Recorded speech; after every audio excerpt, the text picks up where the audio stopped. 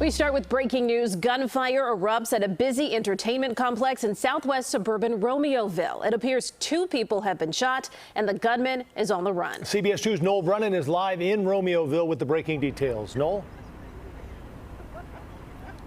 Joe, we got here just a few minutes ago and we're still trying to sort through exactly what happened tonight. But there are a whole bunch of people that are out here watching this heavy police presence. We're right outside of Scene75. This is a massive entertainment center here in Romeoville. They've got things like mini golf, go-karts, arcade games inside.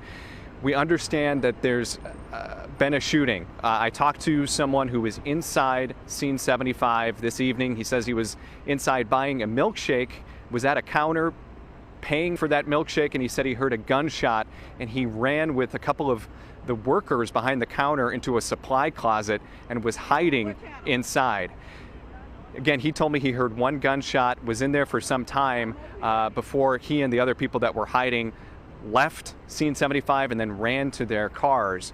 You can see there is quite a number of police out here. There are fire trucks, there are ambulances that are staging here in the parking lot. There are a lot of police officers that are kind of staging together here. This is also right next to a big Walmart. We understand, talking to some Walmart customers, that that store is now closed as well. When they came here, obviously they saw the police presence.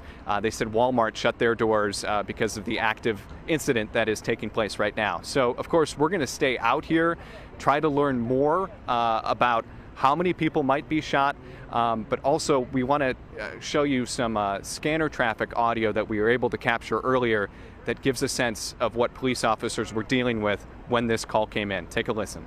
We already had one patient loaded in ambulance 6 and they departed.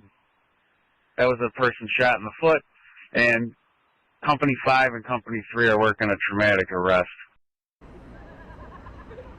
So you heard there, 2 people shot. That was what dispatchers were talking about that we were able to listen in on. So we did just a few minutes ago, before we went live here, talk to a Woodridge police officer. He told us that Romeoville police will be speaking to the media, staging in an area nearby here shortly. So once we talk to them, we expect to find out quite a bit more about what's happening here tonight, how many people are shot, the status of the shooter.